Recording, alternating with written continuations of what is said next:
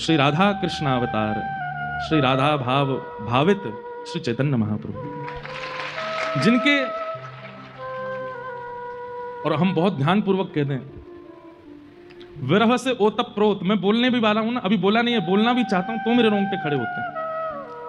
श्री चैतन्य महाप्रभु, जिनकी भाव प्रणाली में ही श्री गोविंद देव जी हैं, श्री गोपीनाथ जी हैं, श्री मदन मोहन जी हैं, श्री राधा रमण जी हैं, श्री जुगल किशोर जी, श्री विनोदी लाल जी हैं, श्री दादा दामोदर जी हैं, जिनके हम दर्शन करते हैं, जिनकी भाव प्रणाली में श्री रूप सनातन गोस्वामी हैं, जिनकी भाव प्रणाली में ही श्री गोपाल भट्ट गोस्वामी, जीव गोस्वामी, लोकनाथ गोस्वामी पाद हैं।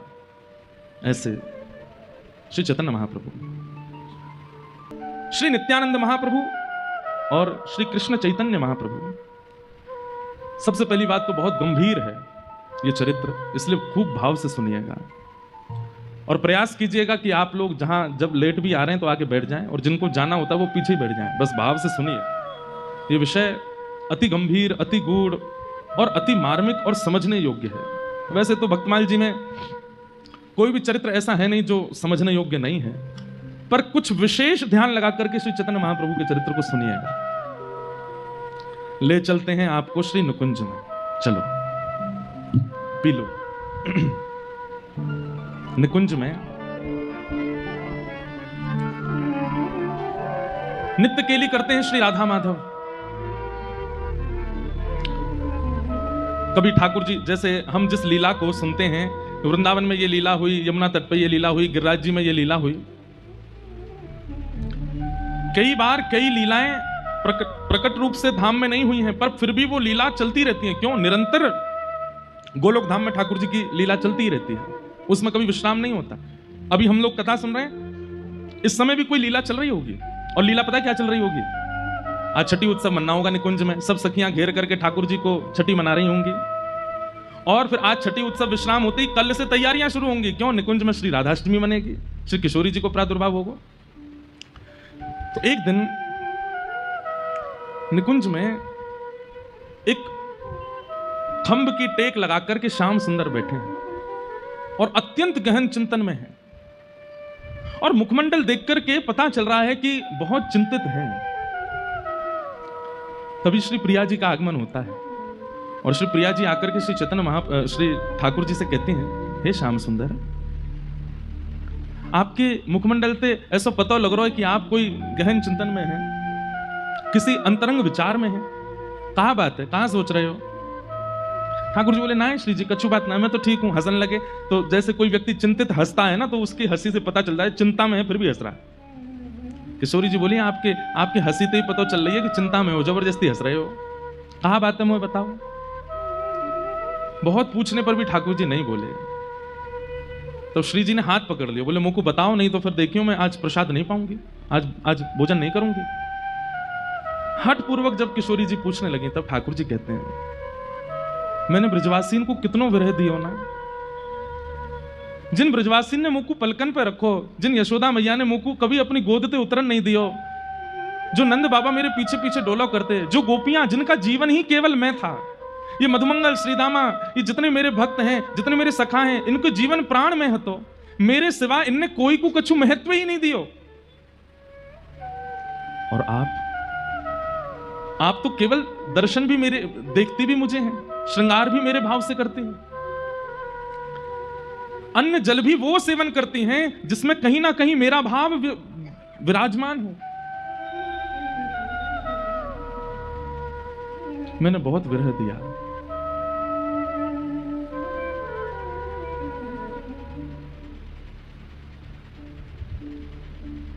किशोरी जी बोली, अब आप इस बात का चिंतन क्यों कर रहे हैं?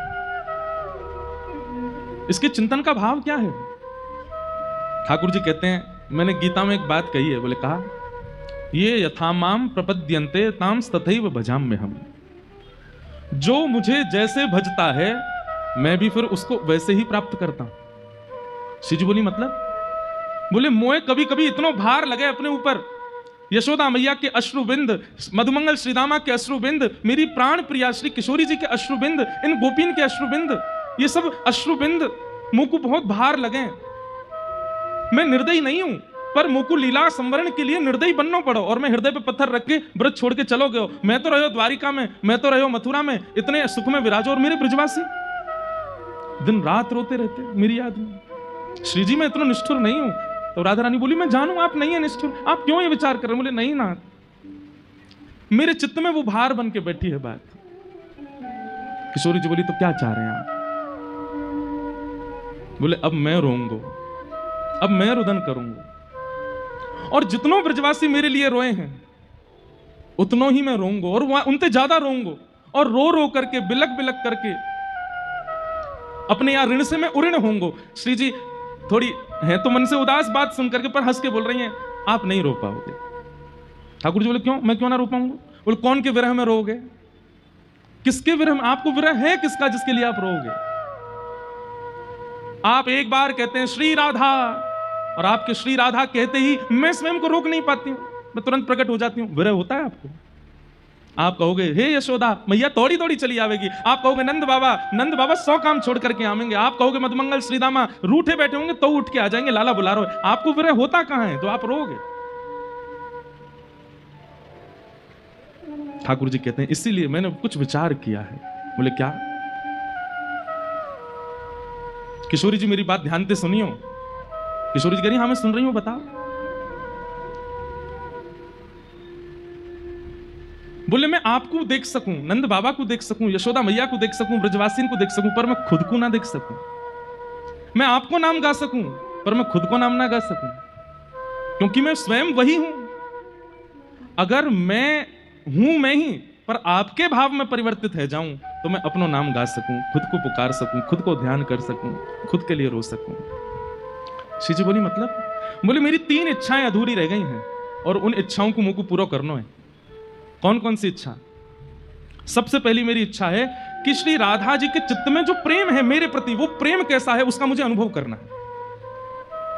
मेरे हृदय में आपके प्रति कैसा प्रेम ये मैं अनुभव करके देख चुका, पर आपके चित्त में मेरे प्रति कैसा प्रेम है उसका मुझे अनुभव करना है। दूसरी बात, मेरे रूप माधुरी, जब मैं चलूं तो गोपीन के हृदय रूपी मयूर नृत्य करने लगे। जब मैं गोपीन को देखूं तो उनके हृदय में जैसे मानो कोई कटाक्ष कोई कर गए हो। मैं गैयान को देखूं, इन गैयान के थनन से दूर बहने लगे। ऐसा मेरे रूप में कहा है।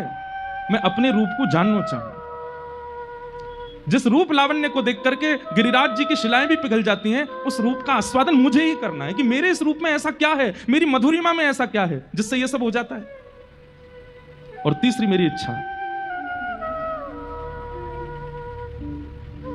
मेरी प्राप्ति होने पर मेरे प्रेमियों को किस सुख का अनुभव होता है, वो सुख मुझे अनुभव करना है। और उसके लिए हे किशोरी जी आप कृपा करो। बोले क्या कृपा करें? बोले आप तन तो रहेगा कृष्ण का, पर मन बना दो श्री राधा रानी का। तन तो रहेगा मेरा ही, पर उसमें जो भाव प्रकट होंगे वो होंगे आपके। और दूसरी बात, तन मेरा, भाव आपका, और रंग भी आपका। ये रंग भी मुझे नहीं चाहिए। किशोरी जी बोली क्यों? बोले क्योंकि भाव तो आपको आगे हो मेरे अंदर और तन मेरो है, लेकिन जब जब मैं अपने श्याम स्वरूप को देखूंगा तो मुझको विरह नहीं होगा, मुझे याद आ जाएगा ये तो मैं ही हूं। इसलिए तन भी आपका और मन भी आपका, मतलब तन मेरा पर रंग आपका और भाव आपका। ऐसी कृपा मुझ पे करो। किशोरी जी के चरणों में बैठ करके ठाकुर जी कह रहे हैं अपना भाव दे दीजिए। किशोरी जी ने अपनी जैसी कंठ की माला पहनाई तो श्री कृष्ण को हृदय अंतर ध्यान और श्री राधा भाव चित्त में प्रकट है गए। लेकिन अपनी कांति देख करके ठाकुर जी का विरह नहीं आया। तब चरणों में निवेदन किया ये कांति भी छीन लीजिए। तब किशोरी जी ने अपनी चुनरी उतार करके जैसे ही ठाकुर जी को पहनाई तो कृष्ण गौर कर दीनो, श्याम गौर कर दीनो। जो श्याम सुंदर हैं वही गौर बन करके प्रकट हो गए, और वही हैं श्री कृष्ण चैतन्य महाप्रभु। मेरे मन में भाव आ रहे हो कि ये भाव तो कछु हर आचार्य को एक भाव अर्पित करें, तो ये भाव यहाँ आवे तो 1 घंटा पहले लिख के अर्पित कर दियो, या हमारे नाम मिल लो मैं पूरे दिन, क्योंकि मैं कुछ ना कुछ बना तो रहूं। ठाकुर जी गौर हो गए। भाव भी किशोरी जी का है, कांति भी किशोरी जी की है, और अब गुरु भी किशोरी जी हैं। गुरु भी किशोरी जी को माना। भीतर और बाहर दोनों से प्रेमी। और किसके प्रेमी? अपने ही प्रेमी बन गए ठाकुर जी। अपना आस्वादन करना चाहते हैं कि ऐसा क्या है मुझ में जिसके लिए इतने विभोर होते हैं सब, जिसके लिए किशोरी जी ने इतना विरह सहा। अब देखूंगा मैं कि मुझ में ऐसा क्या है जिसके लिए इतना भाव। इस प्रकार श्री ठाकुर जी अपने भाव में परिवर्तित हो गए और श्री गौर हरि के रूप में श्री ठाकुर जी बने आए। ठाकुर जी को इसे विरह भाव में देख करके जितनी भी वहां पर अष्ट सखियां आदि थी, वे सब ठाकुर जी के सखा आदि भी, वे सब भी आगे बोले कि श्याम सुंदर यदि पृथ्वी पर जाएंगे तो हम भी जाएंगे इनके साथ। कौन संभालेगा? जैसे किशोरी जी विरह में रहती थी तो ललिता विशाखा आदि सब सखियां थी उनको संभालने के लिए, श्याम सुंदर जाएंगे तो उन्हें कौन संभालेगा? तो सब सखियां भी अलग अलग रूप धारण करके आई। तो श्री ललिता जी स्वरूप दामोदर दास जी के रूप में प्रकट हुई, श्री विशाखा जी राय रामानंद जी के रूप में प्रकट हुई, भगवान के सुबल सखा ये गौरदास पंडित के रूप में प्रकट हुए, भगवान के सखा श्री दामा अभिराम ठाकुर जी के रूप में प्रकट हुए, और 8 मंजरियां वे अलग अलग 8 आचार्यों के रूप में प्रकट हुई, जिनमें किशोरी जी की जो रूप मंजरी हैं वही श्री रूप गोस्वामी के रूप में प्रकट हुए, जिन्होंने श्री गोविंद देव जी को विराजमान किया। जो लवंग मंजरी हैं आप ही सनातन गोस्वामी के रूप में प्रकट हुई, गुण मंजरी श्री गोपाल भट्ट गोस्वामी जी के रूप में प्रकट हुई, तुलसी मंजरी दास गोस्वामी जी के रूप में, विलास मंजरी जीव गोस्वामी जी के रूप में, और मुंजला मंजरी श्री लोकनाथ गोस्वामी जी के रूप में प्रकट हुई। इस प्रकार आदि आदि ये सब किशोरी जी ने भेजे हैं कि जब कृष्ण चैतन्य बनकर के जाएंगे, ये गौर हरि बनकर के जाएंगे और विरह में जब व्याकुल होंगे कौन संभालेगा इनको, आप जाइए। और सब सखी सहचरी सबको भेजा है धराधाम पर, सब आए। अंग कांति और भाव कांति दोनों के मिश्रण से श्री गौर चैतन्य बन गए। अब ठाकुर जी तो चैतन्य भाव में आ गए, अब बस प्रतीक्षा है कि पृथ्वी पर कब आए। तो एक आचार्य चरण हुए हमारे श्री माधवेंद्र पुरी दास, जिनके लिए एक बड़ी प्रसिद्ध कथा आप सब लोग सुनते हैं कि खीर चोरा गोपीनाथ, जिन्होंने खीर चुरा करके अपने गोजा में धर ली थी, ऐसे श्री माधवेंद्र पुरी दास, उनके एक शिष्य हैं श्री अद्वैताचार्य जी। श्री अद्वैताचार्य जी को यह बात पता चली कि श्री ठाकुर जी कृष्ण चैतन्य के रूप में प्रकट होने वाले हैं, लेकिन कब होंगे? विचार कीजिए। श्री अद्वैताचार्य जी गंगा के तट पर शालिग्राम भगवान की सेवा करते हैं और 1 लाख तुलसी रोज चढ़ाते हैं, और 1 लक्ष तुलसी अर्पण करने का एक ही भाव रहता है उनके चित्त में, क्या? मेरे गौर हरि कब आएंगे, मेरे श्याम सुंदर कब आएंगे, मेरे प्राणनाथ कब आएंगे। आप जल्दी कृपा करो कि वे अवतरित हों इस धरती पर। जो पाप बढ़ रहा है और जो भाव नष्ट हो रहे हैं लोगों के, उसके प्रादुर्भाव के लिए वे जल्दी प्रकट हों। इसलिए 1 लक्ष तुलसी नित्य चढ़ाते थे और नित्य चढ़ा करके श्री गंगा जी में प्रवाहित कर देते थे कि हे श्री गंगा जी, आप जाकर के सागर में मिलना और सागर से जाकर के श्रीमन नारायण के चरणों में इन तुलसियों को पहुंचा देना और उनसे कहना कि मैं प्रतीक्षा कर रहा हूं, वो कब आएंगे पृथ्वी पर। आपके साथ में श्री हरिदास ठाकुर रहते थे, वे भी इनकी सहभागिता में व्यक्त होते थे, सेवा में रहते थे। कहते हैं श्री अद्वैताचार्य जी इतनी तीव्र वेदना से पुकारते थे कि कभी कभी गोलोक धाम में बैठे बैठे प्रिया प्रियतम का सिंहासन हिलने लग जाता था। तो किशोरी जी कहती थी, हम आपसे पुनः कहें भैया बहुत सावधानी से सुनिएगा, ये बहुत गंभीर और बड़ा भाव में प्रसंग है। किशोरी जी कहती, हे श्याम सुंदर, ऐसा लगे कभी कभी कि जैसे गोलोक में भी कभी कभी भूकंप सो आवे, पृथ्वी पे तो भूकंप सुनो है, पर जा गोलोक में भूकंप आ जाए।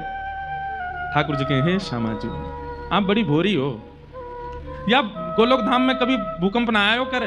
तो बोले, ये तो एक मेरो परम भक्त अद्वैताचार्य पुकार रहे हो है, और वो पुकार करके निवेदन कर रहे हो है कि गौर हरि पधारो, हे कृष्ण चैतन्य पधारो, मुंह को बुलाए रहे हो है। और वाकई विरह वेदना, वाकई जो स्वर हैं वो इतने तीव्र हैं कि गोलोक धाम में भाई भूकंप का अनुभव होने लग जाता है। सोचिए, हम पुकारते कहां हैं ठाकुर जी को? अगर पुकार है जाए तो ठाकुर जिस गोलोक धाम को ब्रह्मा जी भी नहीं प्रलयकालीन भाव से स्थगित कर सकते, वो भक्त की वेदन स्वर से भूकंप आ जाता है वहां पर। ठाकुर जी कह रहे हैं, अरे ये तो मेरो परम भागवत अद्वैताचार्य मुझको पुकार रहे हो है। किशोरी जी बोली, या कि विरह वेदना में देख नहीं पा रही हूं, आप कृपा करो। और कृपा करके अब अवतार ग्रहण करो। किशोर ठाकुर जी बोले बस चिंता नहीं करो, बस बहुत जल्दी समय आवेगो और मैं जाऊंगा और जाकर के सबन पर अनुग्रह करूंगा, कृपा करूंगा। बंगाल प्रांत में एक स्थान है जिसका नाम है नवद्वीप, और नवद्वीप में श्री उपेंद्र मिश्र नाम के एक ब्राह्मण हैं, और उपेंद्र मिश्र ब्राह्मण के यहां पर श्री जगन्नाथ मिश्र जी का जन्म हुआ है, और श्री जगन्नाथ मिश्र जी का ब्याह सची माता जी के साथ में हुआ। चैतन्य महाप्रभु की माता जी को नाम सची मैया और श्री जगन्नाथ मिश्र जी उनके पिताजी। कहे में कि ये दोनों कौन है, बोले ये नंद यशोदा के अवतार हैं। श्री नंद बाबा ही श्री जगन्नाथ मिश्र जी के रूप में आए हैं और श्री यशोदा मैया ही सची मैया के रूप में पधारी। गौर देश बंगाल में आपको प्रादुर्भाव है। आपके एक पुत्र हुए जिनका नाम हुआ श्री विश्वरूप जी, और ये विश्वरूप जी ही श्री बलराम जी के अवतार हैं। बलराम जी के दो अवतार हुए हैं, श्री नित्यानंद महाप्रभु जी के रूप में और श्री विश्वरूप जी के रूप में।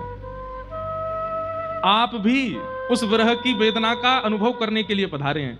जब बलराम जी को पता चली कि लाला जा रहे हो पृथ्वी पे, तो श्री नित्यानंद महाप्रभु के रूप में वे भी पधारे और श्री विश्वरूप जी के रूप में। फिर कथा आती, कल के प्रसंग में आएगा कि विश्वरूप जी और नित्यानंद जी जब दोनों मिले तो श्री विश्वरूप जी नित्यानंद जी में ही विराजमान हो गए, ज्योति रूप एक हो गए, और श्री बलराम जी के रूप में श्री नित्यानंद महाप्रभु हो गए। तो सची माता के यहां एक लाला ने जन्म लिया जिनको नाम है श्री विश्वरूप जी, जो कि श्री बलराम जी के अवतार हैं। ध्यान से सुनिएगा, बलराम जी के आगमन के बाद, विश्वरूप जी के प्रादुर्भाव के बाद सची मैया के 8 बार गर्भ धारण हुआ, पर 8वां बार गर्भपात हो गया। बालक ठहरते नहीं है गर्भ में, जिस कारण से सच्ची मैया इतनी चिंतित रहती हैं। इनकी सेवा में श्री दामोदर भगवान जी थे, ये उनकी खूब सेवा करती, आराधना करती, इत्र लगाती, माला पहनाती, तुलसी पधराती और चरणन में बारंबार निवेदन करती। मुझ को बहुत डर लगे, मुझ को बहुत पीड़ा हुए। अब जैसे कई माताओं को ऐसे भावना का अनुभव हो जाता है, भगवान करे किसी को ना हो, पर ऐसी क्रिया जिन माताओं के साथ हो जाती है ना, वो बहुत डरने लगती हैं फिर कि हमसे कोई अपराध ना बन जाए, हमारे किसी अपराध का हमको ये फल मिल रहा है, या हमारे द्वारा कोई गलती ना हो जाए। ऐसे सच्ची मैया बड़ी सावधानी रखती हैं और बड़ी सावधानी से अपना जीवन यापन करती हैं कि कोई अपराध ना बन जाए।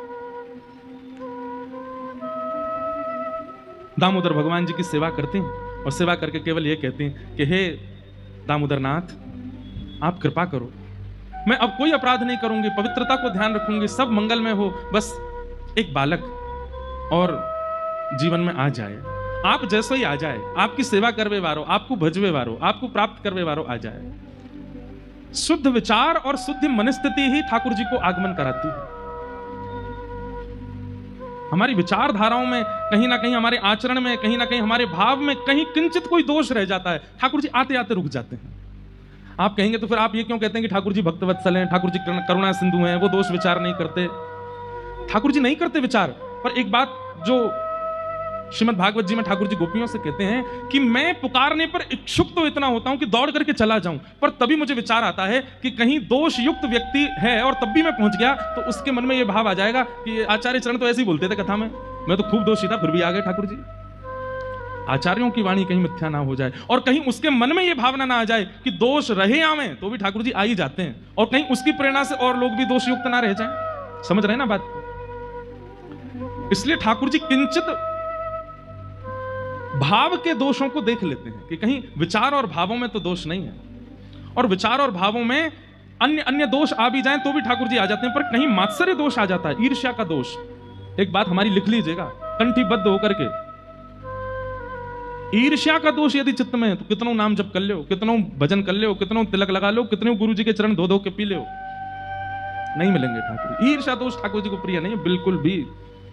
काम दोष है तो भी ठाकुर जी मिल जाएंगे, क्रोध दोष है तो भी मिल जाएंगे, अन्य दोषों से युक्त हैं तो भी ठाकुर जी अनुग्रह कर देंगे, पर ईर्ष्या दोष में नहीं।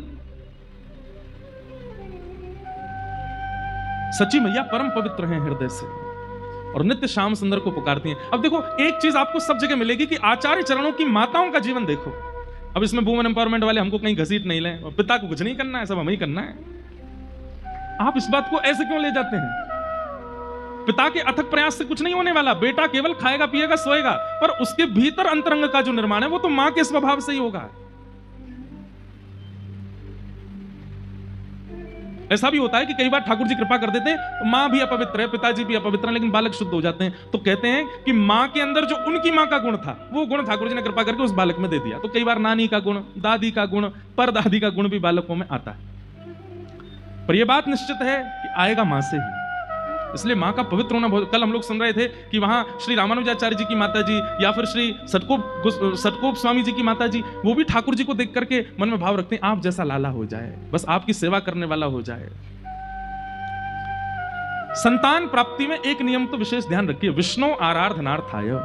हे गोविंद देव जी, एक लाला दे दो, काय बात को चाहिए, धन वृद्धि करे, बिजनेस बढ़ावे, खूब सारो धन कमा के, नहीं, नित्य आपकी सेवा करे, संतन की सेवा करे, भक्तन की सेवा करे, वृंदावन की सेवा करे, गौ आराधना करे, इन भावन से युक्त एक संतान दे दो। देखियो गोविंद देव जी संतान नहीं देंगे, खुद आ जाएंगे, बोले ये सब तो मैं करूंगा। हम मांगते क्या हैं? धन वर्धन करने वाला हो, व्यापार वर्धन करने वाला हो, वंश वर्धन करने वाला हो। तो फिर ठाकुर जी काने लूले नहीं भेज दें, ले ये नहीं दे, यही करेंगे वंश वर्धन। लेकिन जब ठाकुर जी से कहते हैं कि संत सेवा, हरि सेवा, गौ सेवा, भजन सेवा, सत्संग सेवा, धाम सेवा, इन सब निष्ठाओं से युक्त एक संतान चाहिए, तो कई बार गोविंद देव जी पूछते होंगे, किशोरी जी मैं चलो जाऊंगा, क्योंकि यहाँ की भावना में भक्ति है। संतान की कामना भी किसी और कामना से, इस भाव से तो ठाकुर जी का मन होने लगता है कि मैं संतान बन के आ जाता हूं, ये मोह तो बढ़िया कोई ना कर सके।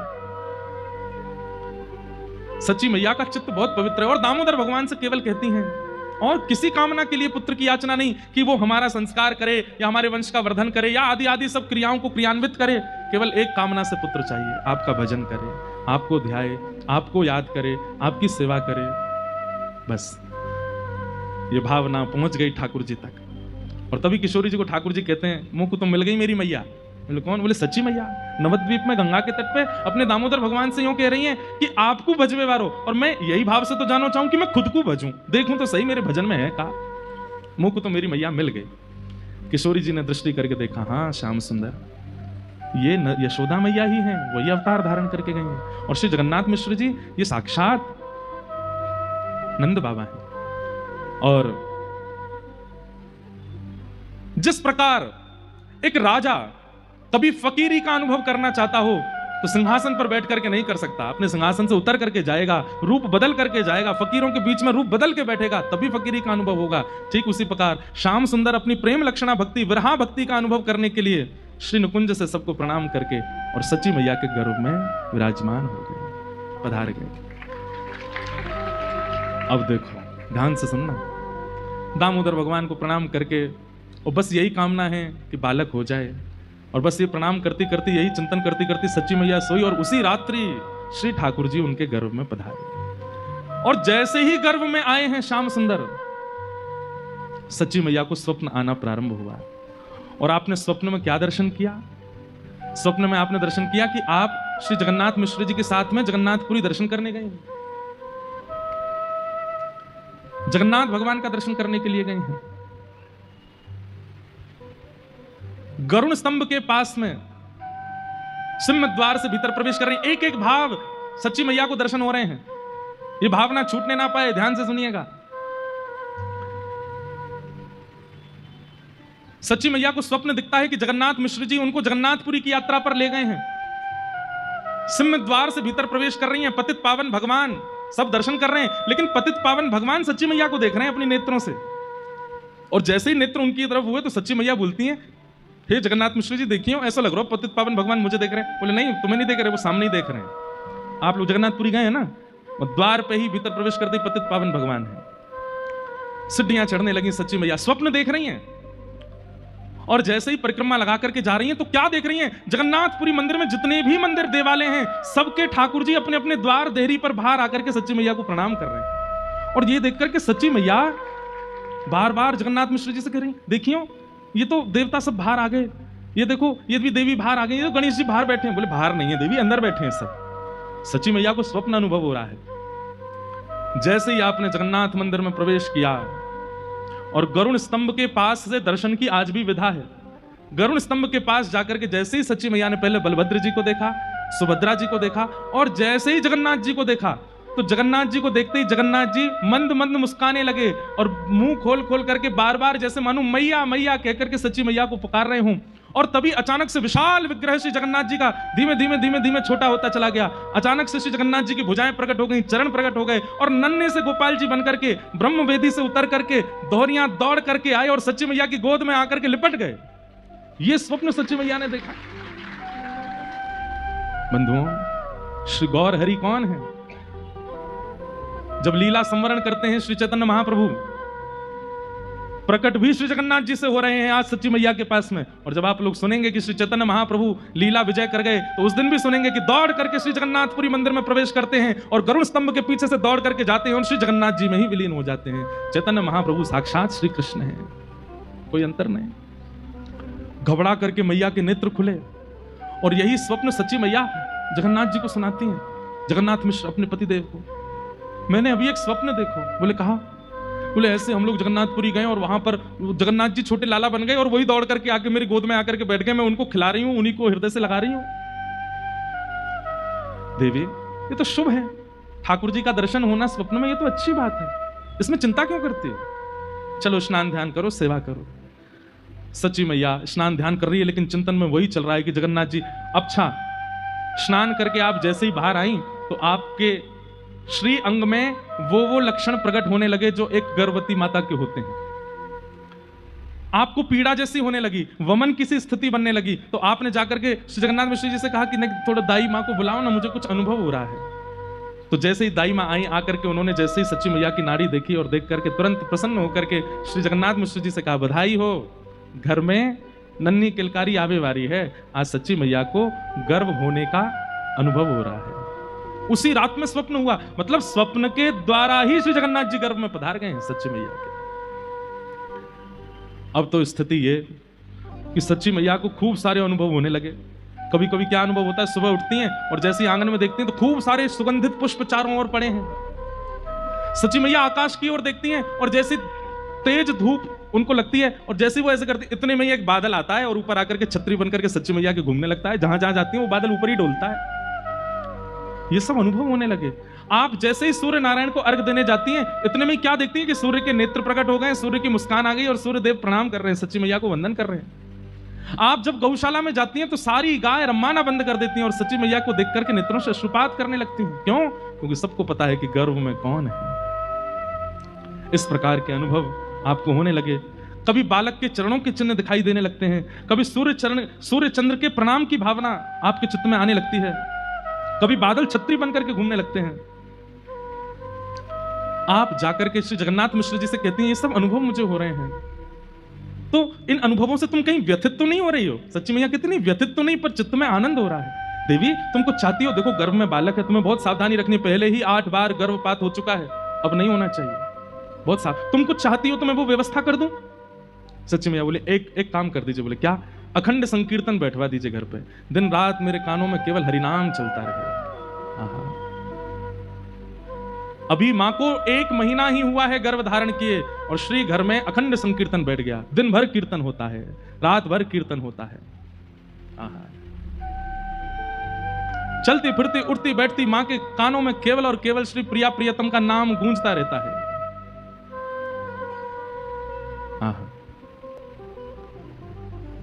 हम सब भी गावें सच्ची मैया के भाव से। मैया तेरे पांव पड़ूं एक बार हरि बोल, मैया तेरे पांव पड़ूं एक बार हरि बोल, भैया तेरे पांव पड़ूं एक बार हरि बोल, भैया तेरे पांव पड़ूं एक बार हरि बोल, हरि बोल, मुकुंद माधव हरि हरि बोल, हरि बोल, हरि बोल, मुकुंद तुम्हारे पांव पड़ूं एक बार हरि बोल, भैया तेरे पांव पड़ूं एक बार हरि बोल, ओ मेरी मैया तेरे पांव पड़ूं एक बार हरि बोल, भैया तेरे पांव पड़ूं एक बार हरि बोल, अरे बाबा तेरे पांव पड़ूं एक बार हरि बोल, बाबा तेरे पांव पड़ूं एक बार हरि बोल। अपने जो अगल बगल में बैठे उनके पांव पड़ो, बोले एक बार हरि बोल बोल दो। ए मैया तेरे पांव पड़ूं एक बार हरि बोल, मैया तेरे पांव पड़ूं एक बार हरि बोल, ए बाबा तेरे पांव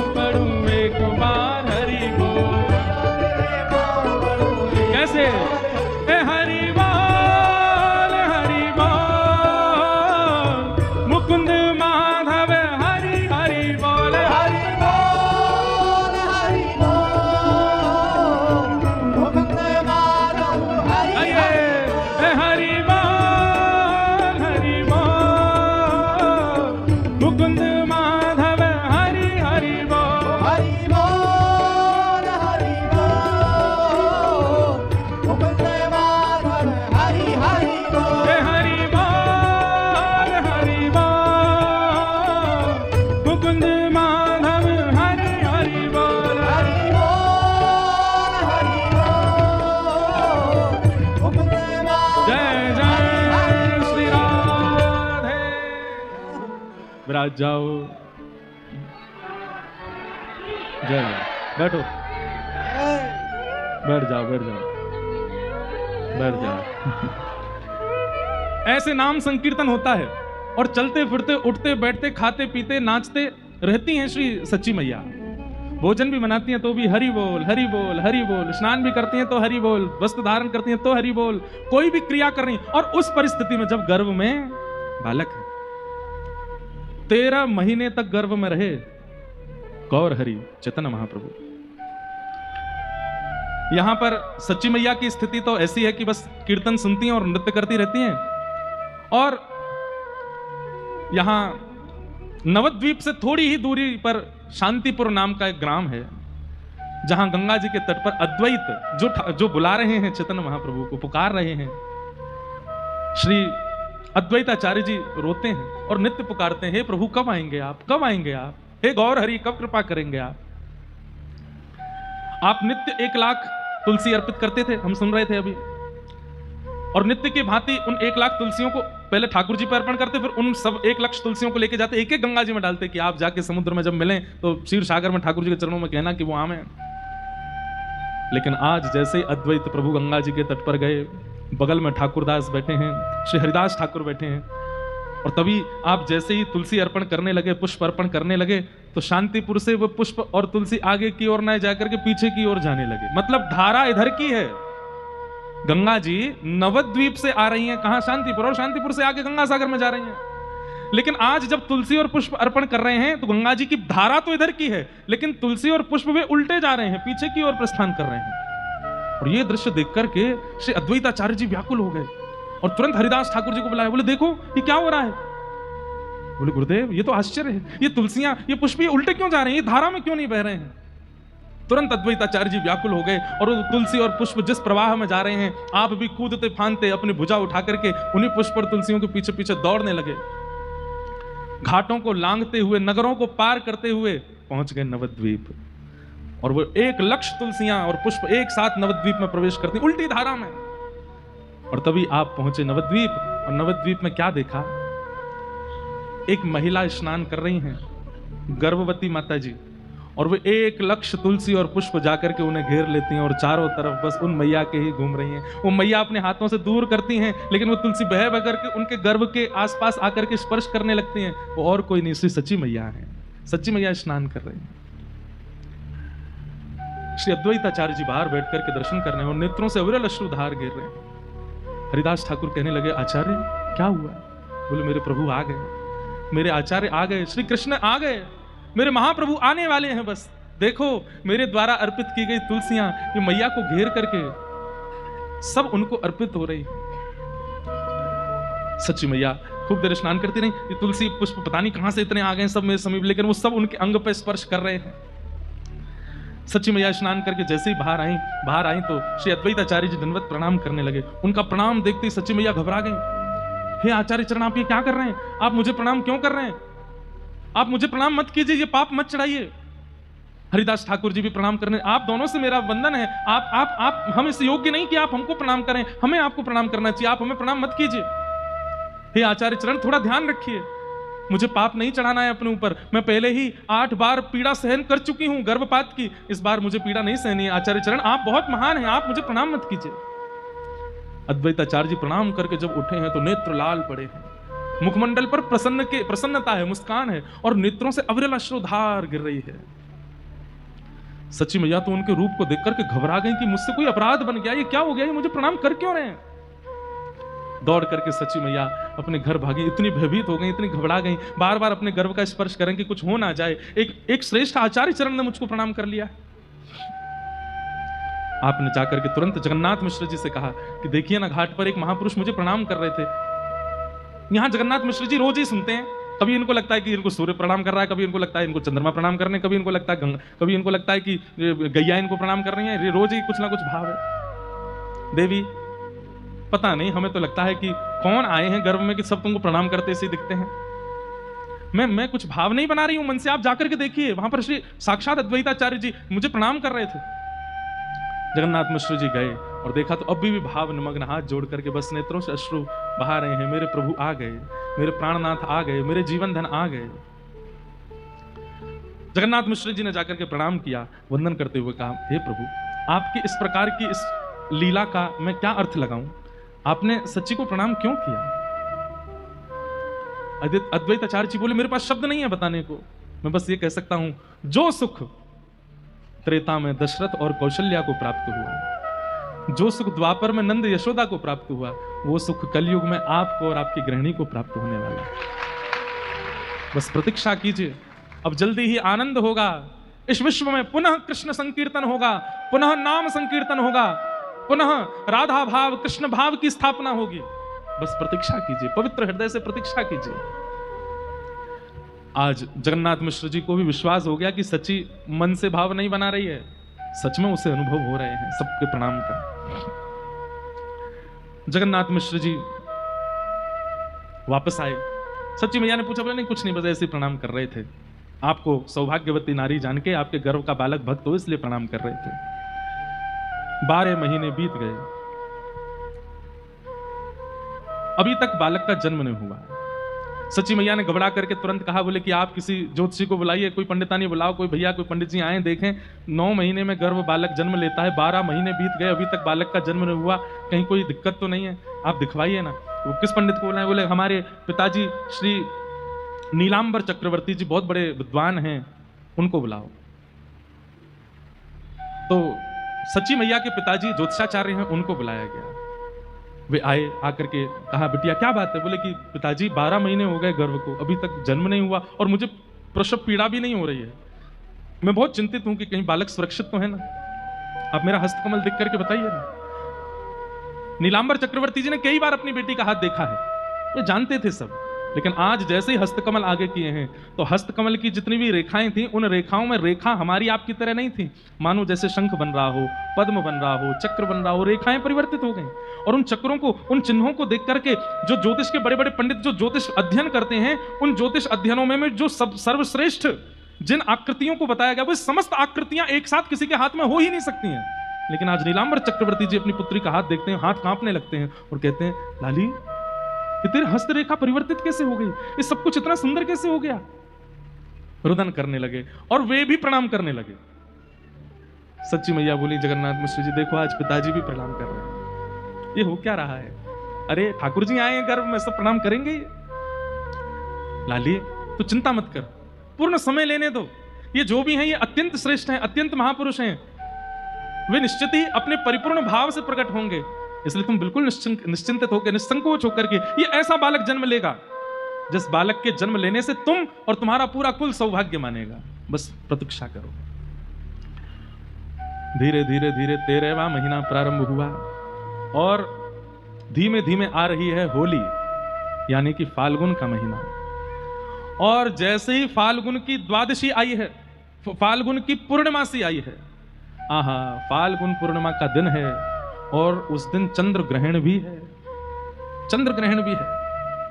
कहते हैं ग्रहण काल में किया गया कोई भी भजन, कोई भी उत्सव, कोई भी मंत्र उच्चारण, वो इतना फल देता है जितना उसके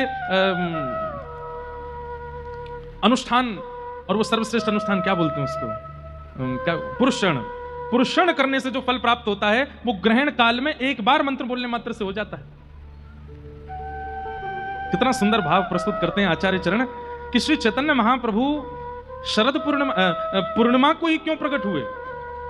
सबसे पहली बात, क्योंकि वे श्री राधा भाव युक्त होकर के आए हैं और पूर्णिमा ही वो रात्रि है जिस रात्रि में श्री ठाकुर जी गोपियों को और श्री किशोरी जी को रास का अनुभव कराते हैं। तो सबसे पहली बात पूर्णिमा चुनने का यह कारण है।